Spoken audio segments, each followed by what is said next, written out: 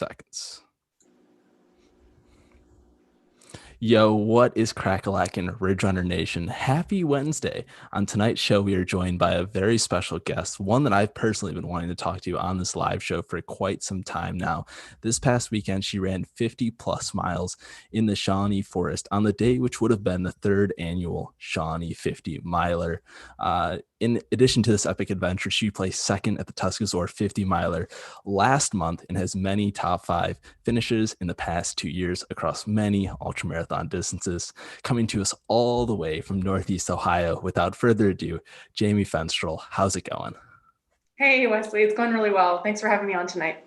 Oh, we're super excited to talk to you. Obviously, this past weekend must have been super epic for you to get back to the Shawnee Forest. You've kind of been down there a couple times now. This would have been your second race doing the Shawnee 50. But before we get too deep into that adventure, let's start off with our typical first question. What are you drinking tonight?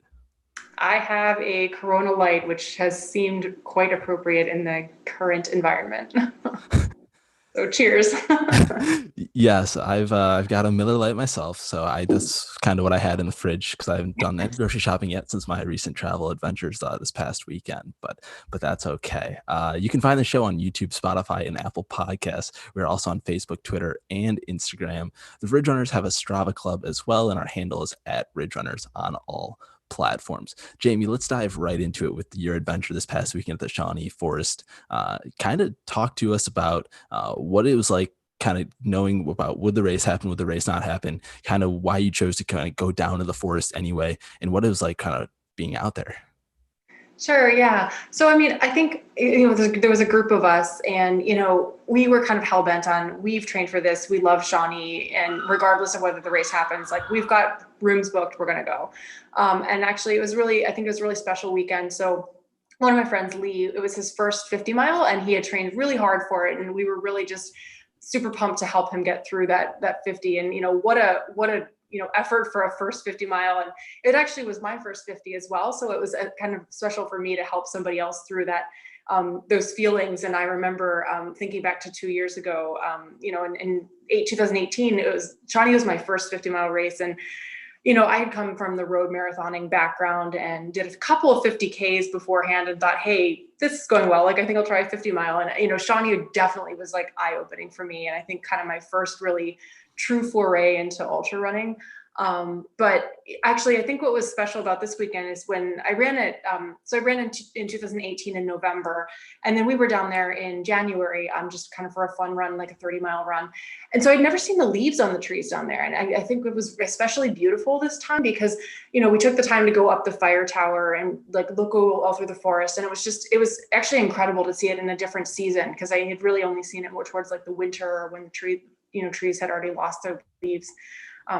But I thought that was a really special part, was to see it during a different time of year.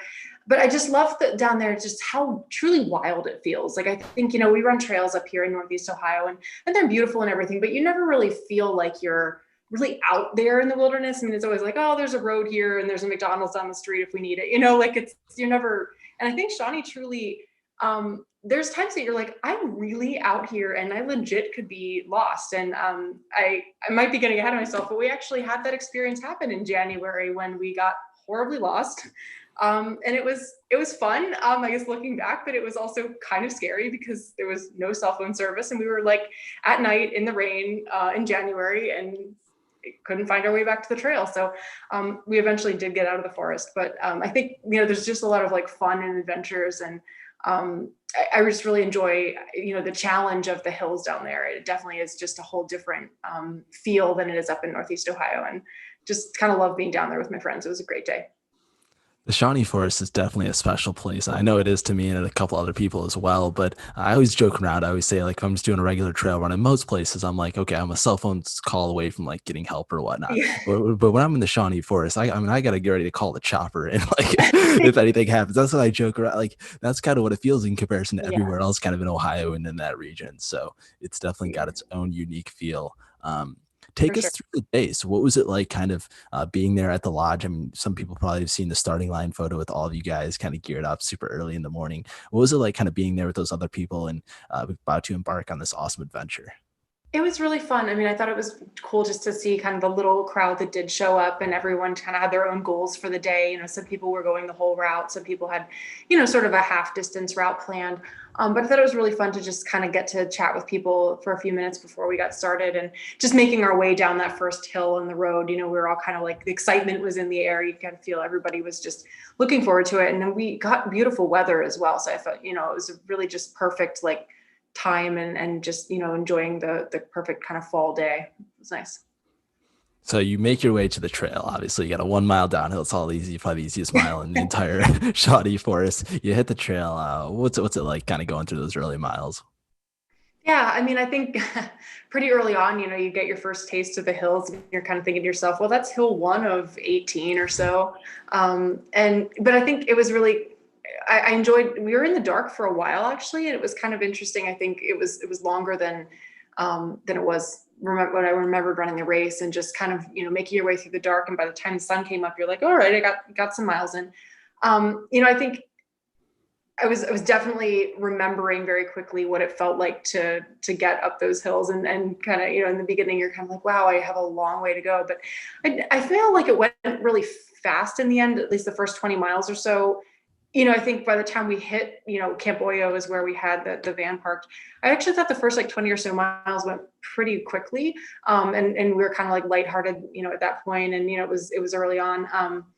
And we also had, I don't know if you know, Jamie Hanks was with us. So he was a lot of fun to hang out with, and got to hear his tattoo story and all of that. So, and I also got to learn from him what leaves work best as toilet paper if needed.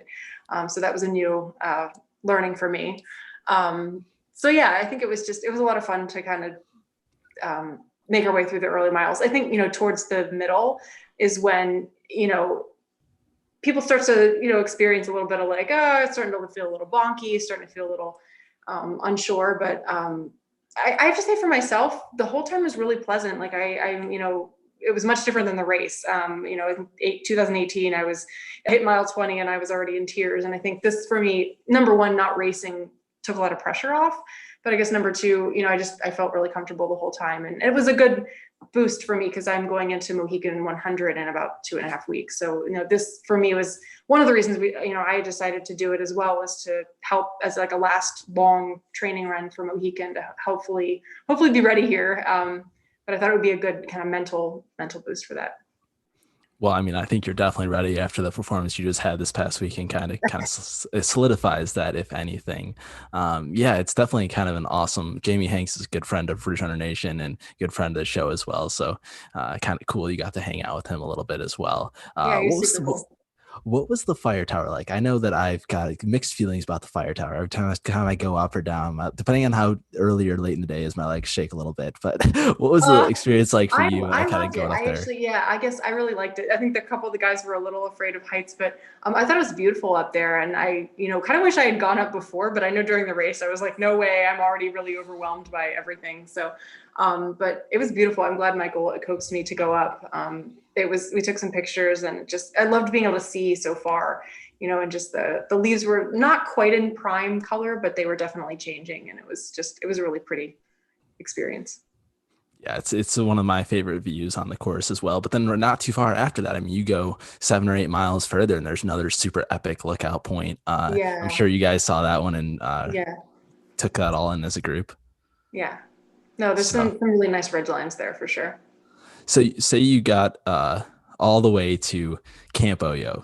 Things were going probably pretty smooth for you guys up until that point. What was it like, kind of going out of Camp Oyo? I know it's kind of for me when I'm out on the course or whatnot. It's kind of a turning point of when the day turns. Obviously, you do the North Loop, and that's the first part of the South Loop. What was the second part kind of like? Yeah, well, I have to say, I think for our friend Lee actually had some trouble like in the early miles. He was fighting off a cold, and he was actually struggling some. So, I think, my thought at Camp Boy was just like, let's make sure we keep moving. Like, let's get what we need and just like keep going. And I have to say, like, he really rallied after that. So I think for him, like the early miles were harder. And it was cool to see how well he rallied in like the later 30s and into the, mile 40. And so I think for me, I was just trying to kind of like reminisce and remember what it felt like 2 years ago versus now. Um, And I think I felt good. I have to say, I have to give a shout out to my friend Tim Crow. He always brings all the food that saves me, him and my friend Kevin, because I never bring enough food, which I need to still learn. I feel it's such a big difference, ultra running, as a marathoner, you have like 3 goos and some Gatorade and you're like good. And I feel like in ultras, I show up and I'm like, I have a handful of almonds and some fruit snacks. I'm great, right? And then I end up like bonking, 20 miles in. But Tim brought some great pierogies, so we definitely snacked on some like legit food at Camp Oyo, and I think that really helps to kind of get us moving. But that next section is pretty slow, I think, as you move in. You kind of can't run the next couple miles very much. So it was kind of, I think, a nice time though, because we had just had some food and drink and everything, and we had to kind of digest as we're hiking along the next couple miles. So, but I felt like that section went actually relatively well, all the way until really in the mid 40s. I would say things were pretty good, or maybe towards 40. We actually took a detour and ended up off course and going up the really, really steep hill, and then realizing we were off course and coming back down it. So that was a bit mentally difficult at that point. So you got a couple friends in the chat already. Kevin Ford said, "Way to go! Hope to get out to Shawnee soon."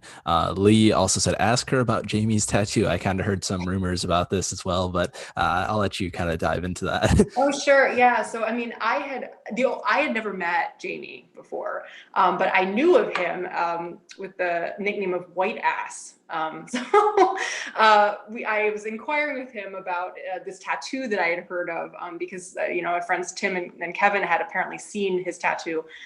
So he decided to go ahead and share it with us very early on in the run, actually. So it was, it's a good. Probably met him 10 minutes before, and there's his ass. But it was cool. It was a really funny and random story, and it was just kind of like, wow, that's kind of awesome, actually. So I thought it was cool, his story, just that he basically got his friend's name tattooed on his butt. He was sober at the time, and he gets free Oakley sunglasses now. So it's like, all right, well, I guess there's worse things. Just kind of funny. He was a cool guy to hang out with. Definitely, definitely. Yeah. If anyone else has any questions in the chat, make sure to drop those in for Jamie so we can get to those there. So I want to know about, okay, so you kind of said the next couple miles after Camp Oyo were kind of steady or whatnot. Obviously, a lot of hills there. What was Yeah. it like? I know the challenging part is the hangover aid station, which is like mile 30 or so. You make a massive climb up there, and then usually there's an aid station there at the race. One of the best aid stations on race day. I'm assuming you guys had zero aid there unless someone had an ATV up there. Yeah, we didn't have aid again until I think 38 is where Michael had moved the cooler, right where we crossed that creek or whatever, and it was kind of sitting. Yeah, so I don't think we had aid until 38. But yeah, I know the climb. Is that the Darth Vader aid station, or it was? Yes. Yes. Okay, that, because I remembering that aid station. I was like, I think it was here, but I couldn't quite remember for sure. Yeah, that was a cool aid station back at the race. I remember the potatoes were excellent. Yes, yeah. So now every time like I go up to that spot and there's no one there with the the potatoes and the celebration, I'm always so disappointed Yeah, because yeah, I it's just definitely so remember that. special on Yeah. race day. So you guys made it all the way to Twin Creek 1, mile 37, had the aid station there. Then you got a nice little 5 mile section making the climb up and around to Twin Creek 2. Kind of take us through those the last couple miles of the race, not the race, the adventure, and kind of just what the vibes are like all day. Yeah. I mean, I think at that point, Lee knew he had it in the bag, and I think we were all feeling good about that too. He did have a few chafing issues. So, definitely had to kind of manage that, had a bit of the cowboy walk going on later in the game. I think, everything, as I remember, was actually pretty light. And like, I feel like we're all kind of joking around and everything. Everyone is good in terms of hydration and food. Like nobody really, I think Tim said he bonked a little. He got, kind of his typical quiet, like going into his zone kind of look where he doesn't want to talk to anybody. But I felt like everybody else was pretty okay. But we made the decision actually once we went off course, like I said, ended up kind of like looping our way back towards the South Loop. We decided once we hit McEltree that we were going to take the road back.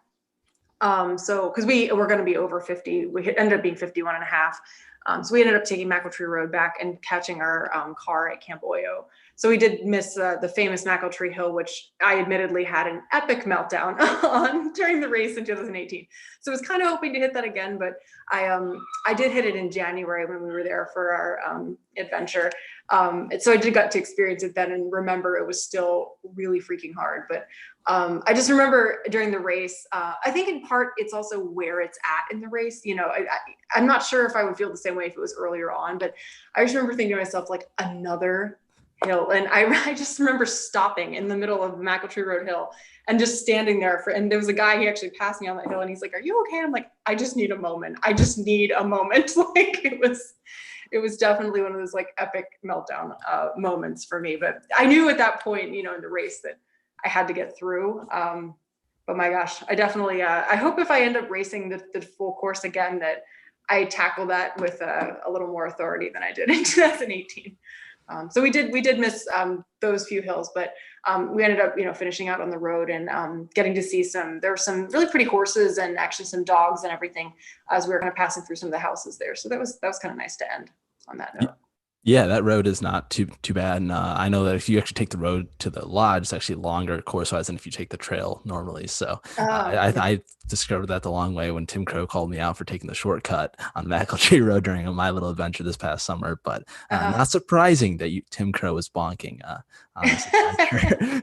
Just had to get him back there. But yeah, so that sounds like it was totally epic. I mean, obviously 50 miles in the Shawnee Forest, you're going to learn a lot no matter what. For Lee's first 50, sounds like you guys had a heck of an experience out there together. What's one thing about the Shawnee Forest that you think what makes it as special as it is? What's the one thing, if you could pinpoint it, that makes it so special?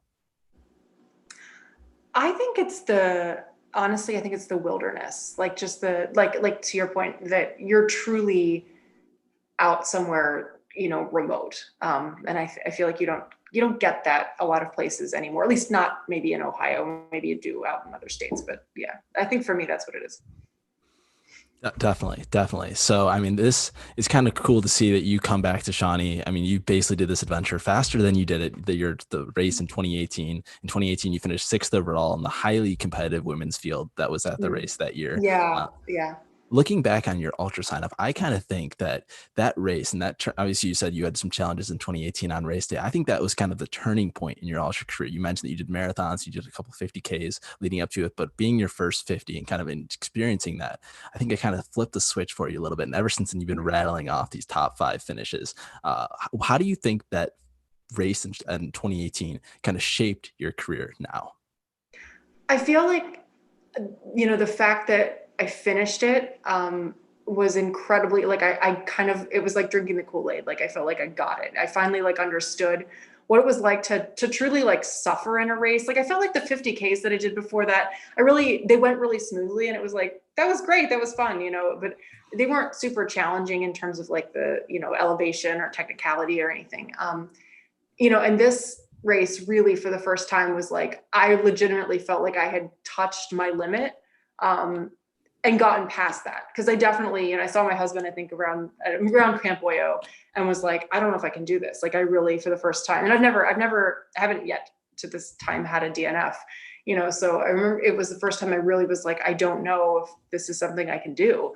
But I think getting past that, and I remember distinctly when I saw him again, I think it was it might have been I think it was actually around mile 40. And at that point I was like, I got this. Like I knew I had it. And it kind of flips a switch in your mind where you realize like you can get past the things that didn't think you could do. And I feel like for me, it kind of urged me on to like try other things. Like going out to Black Canyon this February it was honestly challenging. I think the course was a lot harder than like I was thinking it would be. And just the different terrain was quite challenging. It's a very different, Arizona terrain is very different than Ohio.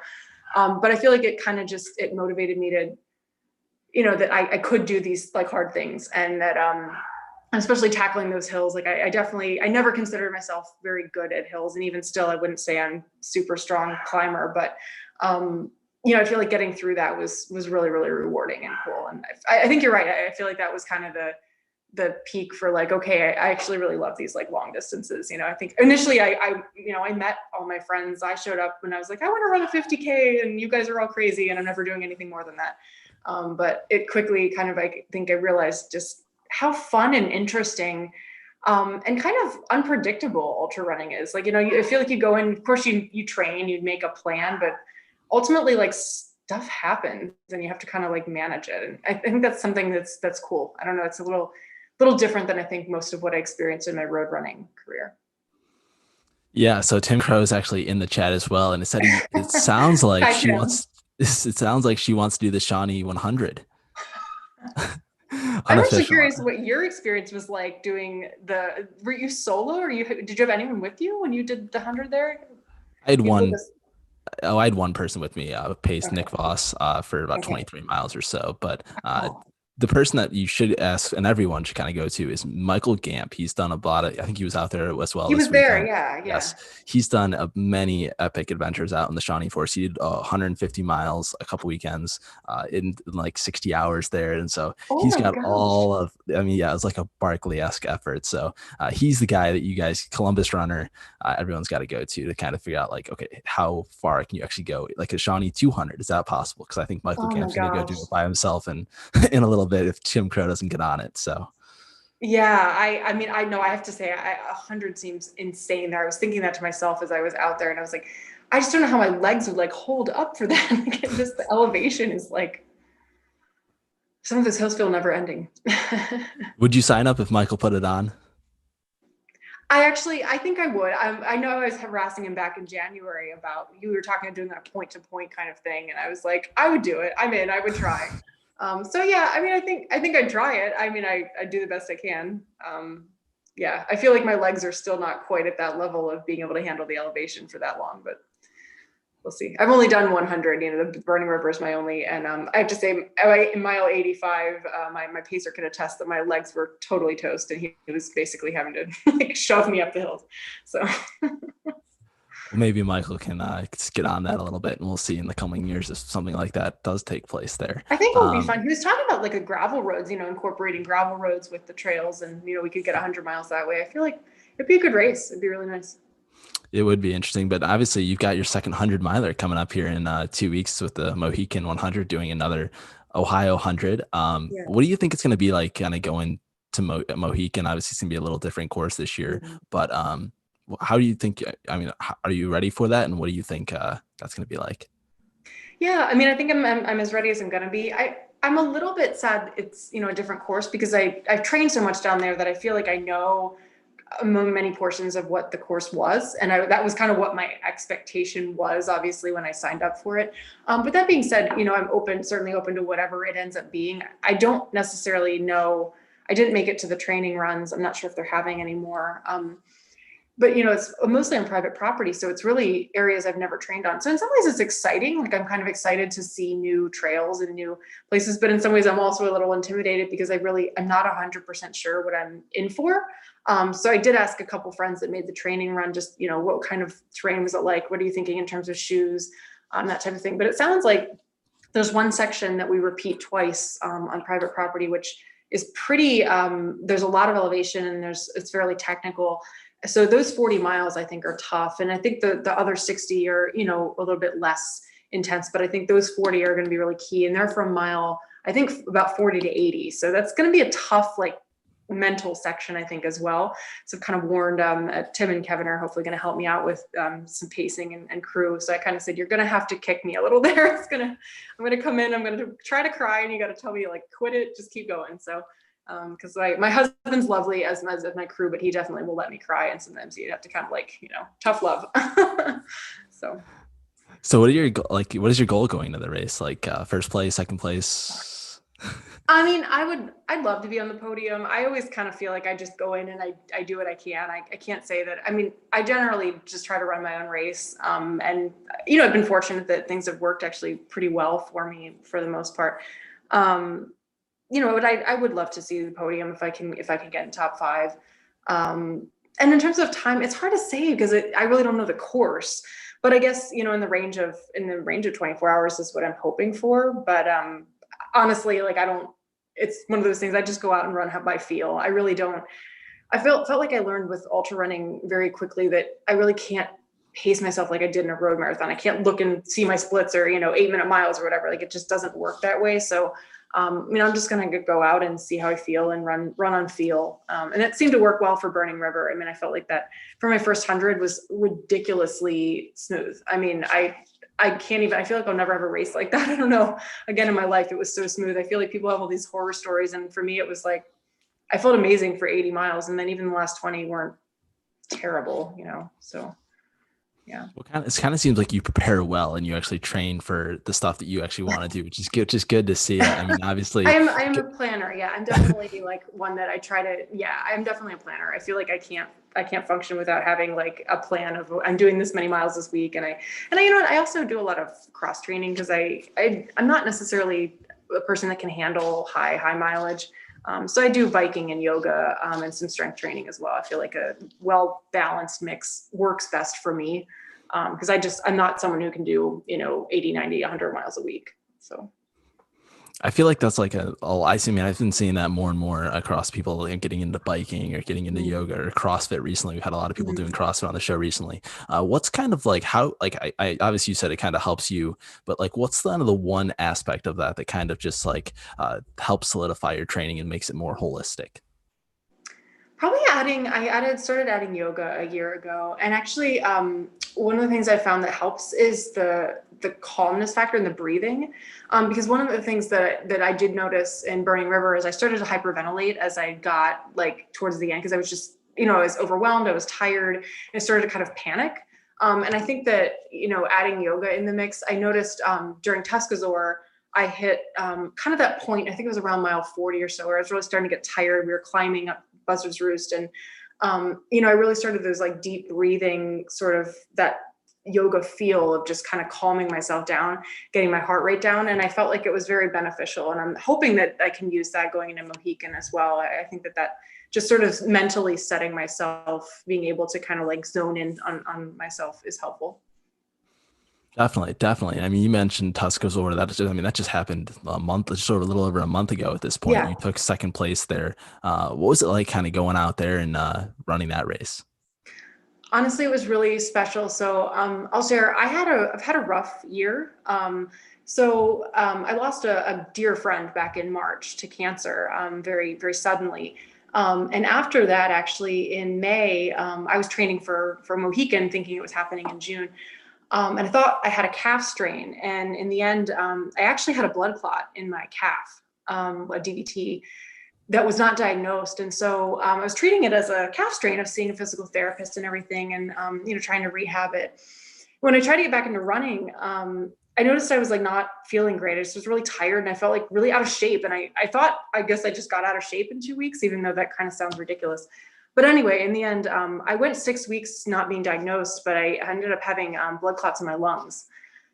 So I was hospitalized in the ICU for 3 days in June, actually the week that Mohican was supposed to happen.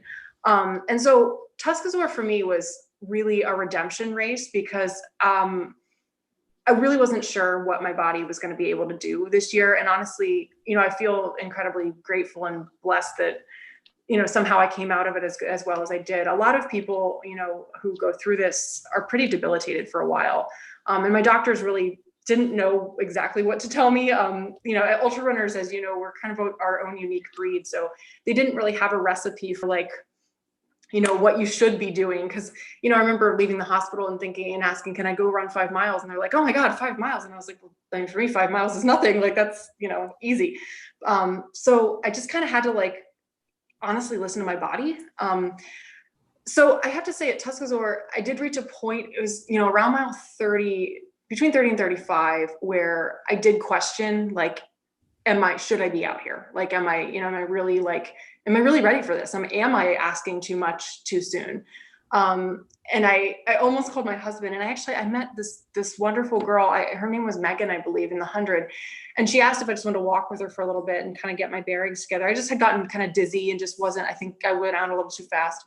And we walked together for maybe a half mile or something. And then I was like, kind of got some fluids in me and stuff. And I was like, I'm feeling better, you know, and I took off and just kind of got a second wind. And it just, I really, you know, the last 10 miles, I just kind of banged. I mean, I gave it everything, you know, I crossed the finish line, I was gone. But for me, it felt like redemption because I really, it was just a really hard year between the loss of my friend and just kind of having something scary happen, you know, at such a young age. I mean, I'm 34, and you never think, you never realize like how close you can be to dying. I mean, frankly, people die from these things, and it just it was a really kind of eye-opening experience. And I think another aspect of just, you know, going after what you want now, because you can't necessarily know what's going to happen.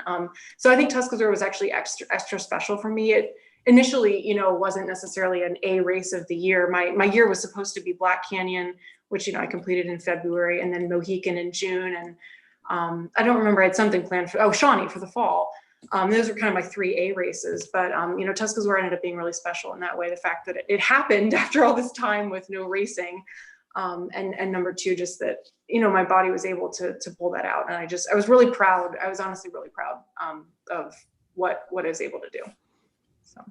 Yeah, well, we're super glad, obviously, that you're obviously doing better now. And I mean, obviously, you've been crushing it the past 2 weekends. Obviously, at Tuscaloosa, going out there, kind of proving to yourself, and I'm sure to others as well, that you are back. And then obviously this weekend, kind of doing that as well. So Yeah. we're excited to kind of see you continue climbing the ranks of ultra running, conquering the distances. And I think we kind of like what you mentioned earlier. You kind of each adventure, you kind of like learn something new throughout the way. So it's kind of been awesome to kind of continue to see you do that. So that's awesome. The Mohican 100 obviously is going to be a heck of a race. Second 100, kind of like if you could, I mean, the race is going to happen obviously, but what is like one thing that I think that you hope to come out of the Mohican 100 with? So obviously the Tuscaloosa 100, you kind of wanted to prove to yourself that you could do it this past weekend.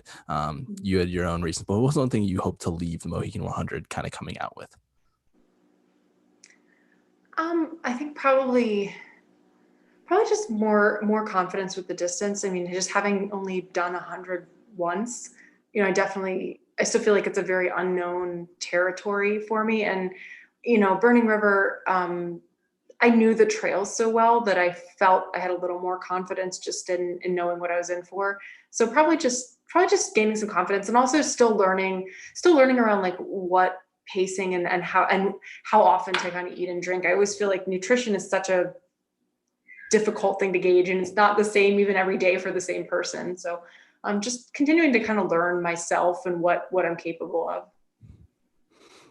Definitely. I think that'll be, I mean, obviously you're gonna definitely, I think, accomplish that out there. Lee in the chat again is asking, had a question. When are you doing rim to rim to river, or rim to rim to rim? Yeah, so they're all hoping to go on an adventure next year. I think for Lee's 50th birthday, next October. So I'm hoping to be joining the gang. I need to get a little bit of permission there, but yeah, hoping to be joining for that. So I guess like that would be basically another adventure or whatnot, not like a race. What do you like? Do you prefer the adventures, or do you still kind of like the race aspect and kind of the competitive nature of kind of going out there and crushing people? Yeah, I guess I like both. To be honest, I can't race super often. I think just for me, I am very intense, and I'm pretty competitive. So I feel like, you know, I can only turn that on, you know, at certain times. I feel like I'm not the type that can race every weekend. So I sort of try to plan my year out for like a couple of A races, but actually I do like the adventures. I didn't realize like maybe how much I enjoyed it until we went to Shawnee, and actually maybe back in January when we were in Shawnee as well. But just like that, the fun aspect, that like it's actually really fun and doesn't have to be. I put so much pressure on myself in races. I feel like sometimes I'm like, I don't look like I'm having fun. Like I remember a guy at Tuscaloosa was like, "You're paying for this. It's supposed to be fun." You know, as I'm standing there going, "I don't want to eat. I don't want," you know. So I feel like it is a nice mix to do both, just to kind of avoid burnout. Because I think in all aspects of my life, I'm pretty intense, and that can lead to, you know, feeling burned out. And I know I got there when I ran road marathons. My goal ultimately as a road marathoner was always to qualify for Boston, and it took me a while because, as I said, I'm not naturally super speedy. I think endurance is definitely more my strength. But I finally qualified, and that was it was a huge, you know, accomplishment for me. But I felt so burned out at that point of like, oh my gosh, all I've been doing for like 5 years is trying to qualify for Boston. And you kind of lose a little bit of that magic sometimes. And I think switching to trails was a nice sort of, you know, change up. But I do feel like it's nice to do a little bit of both, just sort of fun adventures with your friends, and also that competitive aspect. But I really like to go into races feeling like fully prepared, and like I said, kind of planning out my year as much as I can.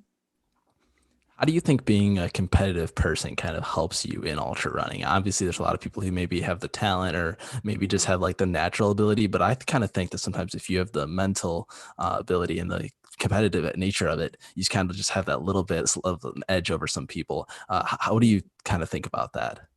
I mean, I feel like you reach a point, we all reach a point where you make a very conscious decision that to either back off or like all the way in, because I think you hit a point, and I think for me, thinking about the 50 mile, for example, recently, probably in the mid 30s, where it was like I easily could have just walked the rest of the way, or I could say I'm digging in and I'm running like a bat out of hell, and I'm giving it everything I have, and I feel like to some extent that competitive nature kicks in to help you kind of keep pushing past that point again, because we all reach that point of like I'm exhausted, I'm tired, like I just want to walk, and I think that certainly helps. I know, like for me, for example, there was a guy kind of kept going back and forth with him, and we hit that last aid station. I remember grabbing a Rice Krispie treat, and I was like, I am out of here, and I just took off, and like I ended up being 3 or 4 minutes ahead of him, but I just was like, I am dusting this guy, I'm done, like So I think that's kind of where that comes in, that it can help boost that final kind of push to the end. And I think that everyone kind of has that deep down, whether even if it's just going for your own time, like, or Yeah, going, I don't think you have to be going out for a podium finish to kind of have that competitive nature in a race. I think you can sure. obviously have your own personal best and trying to accomplish those a goals that you set in a race. So I think it's kind of like for everyone to kind of, I guess, try to find that if they can in training and in life. Yeah. Kind of one other thing that I want to touch about is your future goals. Obviously, it may be tough to think about post Mohican, but looking into next year, I'm sure you have a couple other goals kind of on the line. What's going to be next going into next year for you? Yeah, it's funny. I haven't really thought too far ahead. I think, for this year I had planned really far ahead. I think, way back when last year I had already thought about like my whole, planning. I definitely want to do, I would say, another 100. I'm not sure if I want to do more than maybe 100 in a year. I kind of want to vary the distances and get maybe a little better at like the 50 mile as well. Cause I've still only, I guess, raced, I think it was only my second at Tuscaloosa. So, I still don't have a ton of experience at the various distances. I think I'm just going to go for kind of uh, challenging myself maybe with a little more like technical races. I've historically been a little freaked out. Like I know I'm going to try Heiner 50K for the first time. I was supposed to do that this year and it got, deferred to next year. But I know like the terrain there is pretty gnarly, and, I've historically done, Shawnee itself is not super technical. I feel like it's a lot of elevation, but technicality wise, it's not. So maybe just trying some different terrain. I'm not really sure about traveling yet, like where exactly, we'll go or anything. But I'm hoping to stick in probably 100. Thinking about Kettle Moraine, that's on my, list of potentials. Eventually I want to do 100 like out, west or something, but I am a little intimidated still about just how different the terrain is and everything, and elevation and that kind of thing. And for now, it's nice. I do really appreciate, and there's a lot to be said that for having the support of like your friends and people that which is why Mohican seemed like an easy choice for me for my second 100, because I felt like I'd still have support there, and, kind of flying out somewhere random and being on my own, I'm not sure if I'm quite ready. But I think I'm going to keep gradually just sort of, challenging myself in those types of ways, like trying to do 100 and being totally solo. Because right now I definitely feel like I don't know how I would do it without a pacer. I don't know. That just seems more than I know how to do with that distance and that time. The overnight piece is intimidating for me. Definitely. Yeah, this is gonna be a lot of fun. We can just sit here and talk about which races you can potentially do. We can just go through a list of them together, and you can just start circling the ones that you want to potentially do for Yeah, next I year. have a bucket list on my fridge. I actually keep a bucket list of races that Eastern States is on there. I mean, Western States, obviously, but I'm really not sure about Eastern States. It pretty much intimidates me. So I have a question mark beside that one. I think Ute 100 is on there. Bighorn, I would love to get out and do Bighorn. It looks beautiful out there. Although I might just do the 50, because I feel like I'm not sure if I want to go on vacation and do 100, because I'd be so wrecked that I'm not sure like how much I could do with my husband afterward, like with hiking and stuff. I don't know. So I have to like ask myself, like, what do you really want to do for those? But Bighorn looks beautiful. The pictures are stunning. What have you done? Like, have you done any destination races? Like, what have you? I haven't done any destination. I mean, Mount Mitchell challenge for me was destination race in North Yeah, Carolina, but now that I'm yeah, in North Carolina, it's not too far away. So I haven't yeah. really traveled too far. I mean, I guess I did a couple of Virginia races, and my 100 is in Virginia from Ohio. So, um, but yeah, I definitely would recommend going out west and doing one. Even though we're an East Coast podcast, just going out there, seeing what it's like, realizing it's not as much better than what we have over here, and then coming back and knocking out all the East Coast 100 milers, like you said, Eastern States and all the other ones. One thing I was kind of surprised is I didn't know how long Eastern States has been going on for, Yeah, yeah. It's because a that pretty. race has been going on for over 7 years now. I know 2 years it didn't happen, but just kind of Mm. the history with that race is kind of took me by surprise when I was kind of doing some research on it. So that would be my pick, I guess. Cool. Tim Crow said to put you on the spot. So here you go. Get prepared. Does she like the dark side at Shawnee? Um, I am not a huge fan of trying to hurl myself over trees. I find that I'm super awkward and I don't know how to I don't know if I should go like forward or backward or like, yeah. So it's interesting, but I don't quite have that technique down yet. So I feel like there are a lot of awkward like me trying to straddle a tree and getting stuck. So Tim has a lot more acrobatic skills than I do. Do you want those trees to be cut down, or would you rather them No, I just don't. be No, I don't necessarily want to be cut down. I just I haven't quite found my groove in the dark side at this point, I would say. Gotcha. Yeah, I know that's always the super challenging part. Obviously, the wilderness section of the forest, there's just a billion trees down, and even if there's people in there that go and cut them, there's just going to be more down in the next day or whatever every time a storm rolls through. But Yeah, uh, yeah. I thought that was funny that Tim chimed in. He's always good when Tim's listening. Tim's always listening though, for better or worse. I want to kind of talk about just going a little, just hitting some of our quicker questions and whatnot. Is the first one I wanted to ask you is what is your favorite snack slash meal on the trail? Hmm. This is challenging because I find that I eat things during ultras that like I don't eat in real life. So in general, I don't eat red meat or I don't eat beef or pork, right? But I have to tell you, I more than anything in the world love bacon when I'm running ultras. Like I just can't get over it. So that's probably one of my favorite. I think I tend to go towards like salty, so like chips, bacon, like a nice like turkey guacamole, like that kind of thing. That's probably my favorite. Yeah. So after a big adventure or whatnot, like you had this past weekend, do you have any like post race indulgences or anything kind of like that that you just like always go to post? Not necessarily the same thing every time. I think I often go for again something kind of like hearty, like I like, like chicken burrito or a turkey burger or something like that.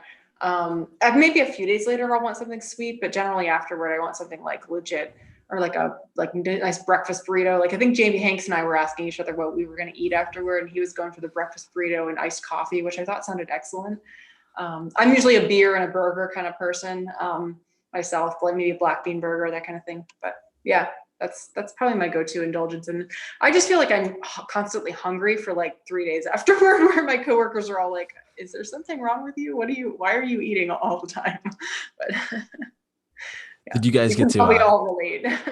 yes. Did you guys go up to like the lodge or anything afterwards to grab a meal or anything like that? We went to the what was it called? It was a brewery, Portsmouth Brewery. But we were kind of sad. The only thing that was weird, they only had, I mean, you'd think for a brewery, like, oh, they have like beers to choose from. They only had two beers on tap that night. So it was kind of sad. Tim had the IPA and I had the pumpkin ale, but we were kind of like, it seems odd for a brewery to only have two beers. Well, Portsmouth do it a little differently. Apparently, they got to get a couple. So They should get a Shawnee beer. I mean, I don't know how to yeah, get that in place, but that'd be kind of cool to have like a Shawnee Forest beer. yeah, that would be cool. I would like that. Yeah. So I it was still Uh, fun, but it was just kind of, that was funny. We were kind of like, if ultra, this is my favorite question. Cam always grills me if I don't ask it, but if ultra running had walk up songs like baseball, what would yours be? oh my gosh. I'm not really sure. Probably living on a prayer. Oh, Bon Jovi. That's our first Bon Yes. Jovi on the playlist. So we have a Spotify playlist. I think it's called Tunes of the Nation or Yeah. whatnot. And that is going to be a great addition to the playlist there. Uh, if you could run with one person in the history of the world, even if they aren't a runner and they were able to run with you and keep pace, who would it be? Um, Probably Kara Goucher. I mean, she is a runner, but yeah, I think she's really cool. I'd love to meet her. Mm. Why her? Not that like I don't know. that's I a guess I bad just always answer. followed. I just always followed her. I guess as a when I was a road runner, and she's kind of getting into the trail scene now. I just think she seems like a really genuinely cool person and like a nice, you know, good person. And she's also a really talented runner. And I don't know. She just seems like somebody I'd like to get to know. Definitely. I know she ran one of the races out in Colorado or something like that. Mm-hmm. I know I think was it the Leadville Marathon? I think I'm not sure. that might have been it. I think so. Like I said, everything west of the Mississippi, I only kind of tune in. East of the Mississippi, kind of tune Yeah, I believe she ran the Leadville Marathon. Hmm. Gotcha. Yeah. So that was kind of cool to see her kind of hop into that a little bit. Yeah. Lisa, there were no flights on at the Portsmouth Brewery either. Really? That's like ridiculous down there. Yeah. So this is, yeah, I mean, some of the COVID rules sometimes like you're kind of like, why? So they told us that they couldn't serve flights because of COVID, because I guess the thing they serve them on, maybe they can't disinfect it well or something. I don't, but I mean, I don't think it's a general thing because you can get flights around here. So I'm not really sure. That's interesting. I mean, obviously I'm all for like protocols and if you gotta do what you gotta do in these times, but that seems like a questionable one, I guess. Yeah, we just were a little unsure, like why, but So we kind of talked about this a little bit with like bucket list races, but like what's one dream race for you? And let's go through a couple distances here. So let's start with like 50K to 50 miler. What's one dream race for you in that distance? yeah. I do want to experience Heiner next year. I'm a little bit, yeah, I'm scared for that, but I feel like that 50K, this seems pretty epic. So have you heard of anyone that's done it or like what's kind of like the one thing that you're most looking forward to about that race? Yeah, we have a number of friends in the area that go out there actually, many years and have done it. I don't know that I really know necessarily epic, but I just think there's a lot of like snakes out there, like that area in eastern states. So I feel like that's something I'm like kind of terrified about thinking about running into like a, random snake on a rock. Yeah, so that's probably what I'd be afraid of. And so let's jump up to the say 100-mile distance or so. So let's pick Yeah. one East Coast and West Coast. Okay. Probably West, I'd say. I really want to try for Ute 100 on Utah. I think that would be beautiful. And East Coast, I think it's called. Is it down in? Well, I guess not really East Coast. It's like I think Alabama. It's Blood 100. Sounds. Blood Rock. Yeah, Blood Rock. Yeah, that sounds interesting. I guess maybe Eastern states. I'm not sure. It's one. I think I need to venture out there, and I'd like to run the Black Forest Loop, like the 40-mile loop, to get a sense of it because I really haven't even run that area before to know. But that's probably the other one. I also am interested. It's kind of like Midwest, I guess, is the Superior 100. I think that one sounds really beautiful as well. So those are a bunch of like different races with different. I mean, the Eastern States and Blood Rock kind of have similar profiles, I think, just because I mean they're Mm. so difficult. I think Blood Rock has like 27,000 feet of elevation gain. I Mm, mean, it is yeah, something crazy like that down in Alabama. But yeah. what kind of draws you to the more technical, more verty, maybe a little longer effort, like hundreds or per se, I guess, moving forward? I think it's just around kind of continuing to push the envelope. I don't have a ton of interest in, I mean, part of me wants to bang out something fast, but I guess I'm not super interested in like something very flat, like Tunnel Hill or, something along those lines. I guess I like the sort of epic adventure of, navigating through tough terrain. Because it seems, I guess, a little less doable at the outset for me. I feel like pretty confident. Okay, yeah, I could like do a flat 100, and I mean maybe not in a certain time or whatever, but in terms of finishing it, it feels less daunting. So I think just continuing to kind of push like the limits is important. And I definitely, still feel like I'm fairly junior. I mean, this is only, 2.5 years of really even doing this. So I feel like I have a lot to learn, and I'm bound to have some failures along the way. Kind of waiting for my first DNF, like hoping it doesn't happen, but knowing that everybody has that happen. So Knock on wood, it doesn't happen. I don't think it's going to happen. So I'm sure there's a bunch of people in the chat right now that also think your first DNF will just never happen. So we'll just keep that good mojo going forward for you. Trying for the street, but yeah, recognizing that everybody has those days where sometimes it just doesn't work out. So what about you? Have you had a DNF, or what can you? My 100 I DNF. It was Burning River 2017, I think. Okay. 2017. So that was my first 100 attempt, and I DNF'd. So made it 77 miles, but that was fine. Yeah, that's a tough. Yeah. Oh, then I DNF'd Grindstone. I was forgetting about that one. 22 miles in, so that was. I'm the only person that tries to forget about that one. Everyone else reminds me about that one pretty vividly, for good reasons. So, Tim Crow said that you can DNF at a backyard ultra, specifically maybe OBU. Do you have any I am interest not going to in the be race? 2 weeks post Mohican. I am not going to be running OBU this year, but that's when I have to say, like the concept to me of a backyard is just phenomenally like difficult. I mean, I have a very like, my brain works in a very like goal oriented, like I need to know, what is like the end, and I feel like I can't wrap my head around that like whole idea of like you're running until whenever, like I don't know, because I mean the way I survive races is really by telling myself like I'm at this point, and and like I know like where the end is, and I can understand I guess the appeal of it, but I feel like I am not mentally at that point where I really feel like I could be competitive at that kind of event. I think you got it. You just got to set yourself. I think the record right now is like 287 miles. Just say like I'm going in 300 miles. That's your goal, and just just go out there. That's I don't know. Yeah. I don't this know. this this weekend is actually a Big's Backyard Ultra down in Oh, Tennessee. I yeah. know that Harvey Lewis is running in, Yeah. a couple other Ohio runners, Jacob Conrad, Jordan McKeely, and maybe a couple others as well. So Oh, should be kind of wow. fun to see see what the happens there. I see if any new records are set and whatnot. So Yeah. yeah, I think you should definitely try a Backyard Ultra though. That's kind of, I think it's Didn't just a you different. do an OBU last year?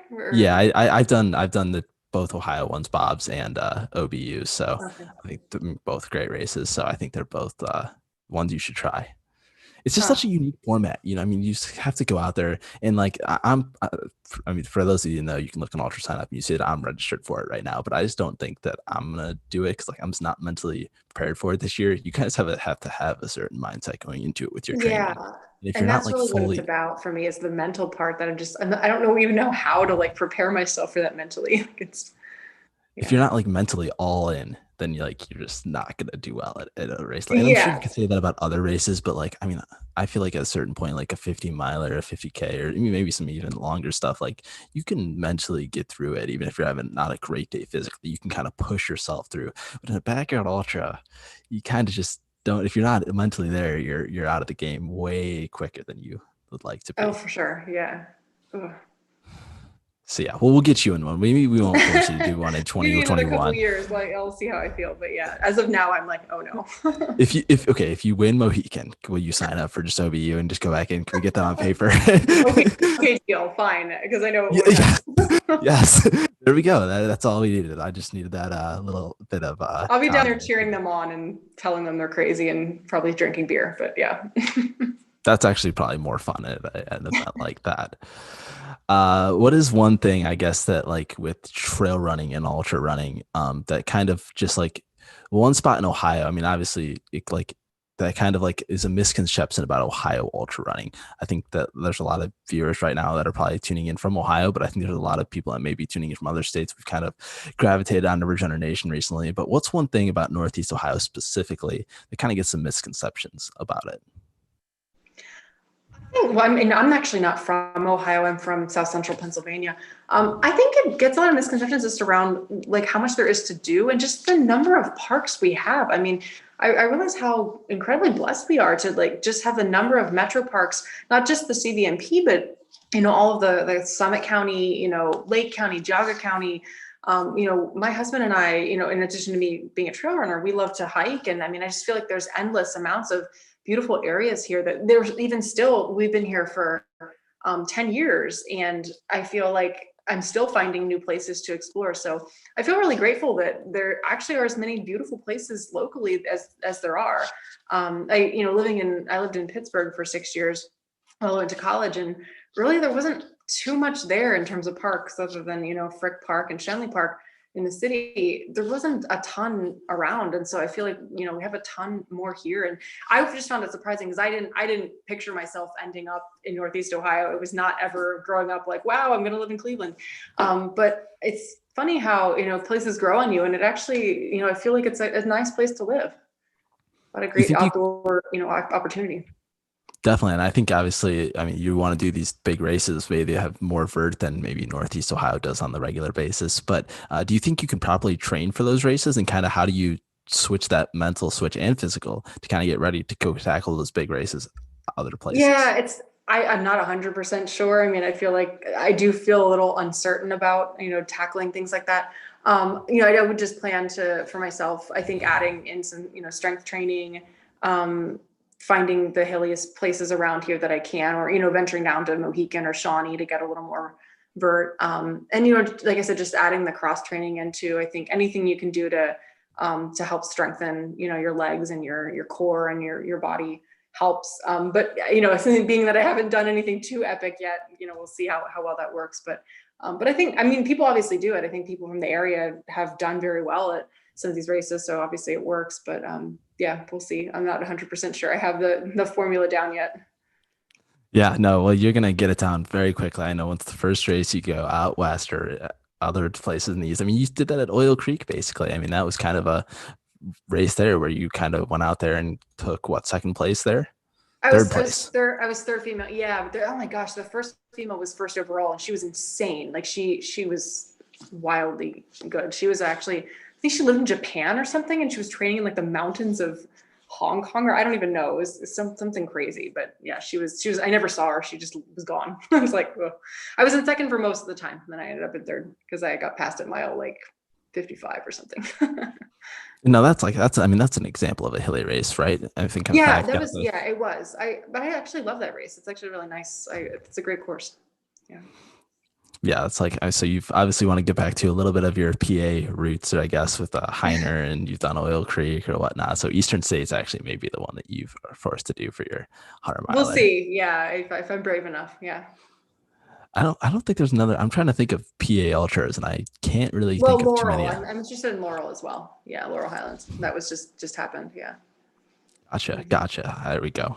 I lived in Philadelphia for about a year, and I still don't know all many PA ultras. So it kind of shows how well I did there, I guess, learning up on my scene. But this has been a lot of fun, kind of talking to you about all different stuff. I'm obviously your adventure down to Shawnee, kind of Tuscaloosa, all the stuff that you've kind of battled with this year, kind of got through, and kind of continue to just crush things in the future. And Mohican in 2 weeks, and when you go on to OBU in 4 weeks, this is going to be a lot of fun. But for our viewers that want to follow you on social media or kind of just see what you're up to, where can they find you at? I'm pretty much just on Facebook, to be honest. I don't have Instagram or Twitter, so I feel like I waste enough time on Facebook that I don't need to add any more to my profile. But yeah, you're welcome to look me up there. I also highly, if you're in the area, endorse joining the Trail Enthusiasts for Burning River. That is a Facebook group as well. We post our weekly runs, and that's kind of where I actually really got into the trail running scene, was from that group. So I want to throw another question in real quick because that group is really spectacular. I know there's a bunch of them listening here. Kind of like, what has the impact been of that group on your trail running, and kind of like, what does that group mean to you? Oh my gosh, huge. I mean, they've changed my life, honestly. I think just from challenging myself, the friendships, the camaraderie, just the learning. I mean, I think I showed up, like I said, December of almost 3 years ago, wanting to run a 50K, and they just, how much I've learned from those guys, just how much we've gotten to know each other just personally. And I mean, there's so much intimacy to some extent in ultra running. You go through such like low times when you're racing and everything, and that you really get to become a family. But I think just the the camaraderie and the experience of the more experienced runners has been hugely beneficial. And I never in 1,000 years ever thought I could run 100 miles. Like a couple of years ago, I'd be like, heck no. I remember even I did a 10-mile trail race like 5 years ago and was like, how do people run 50K? Like, how is that even possible? So it's made a huge difference. And just the group training too. I mean, I wouldn't do the miles on my own that I do as the group. I don't think I would do it solo. So I think there's so much success that we've helped each other achieve, and it's immeasurable, actually. Yeah, and I know that I've obviously I think that's where I met you, Jamie, through that group, and Yeah, it's kind of cool to see a lot of different people. And I mean, they've got things for all different paces. People are running on the long run days, and then if you want to go fast, you can go fast. Like they will Tim challenge Crow you will on it. chase you. There will people that will challenge you and make you a better runner. So I mean, that group Yeah, has got everything. So for sure. we'll definitely put some links and whatnot to the group down there so people can find that. Thank you so much for joining us tonight in the live show. This has been a lot of fun. Yeah, thanks for having Jamie, me.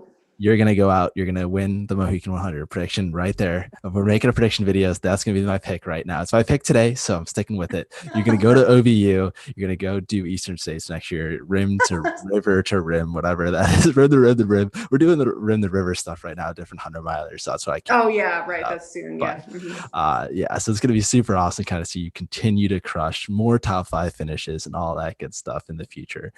Thank you so much for coming on tonight. It was a lot of fun. Yeah. Thanks for having me.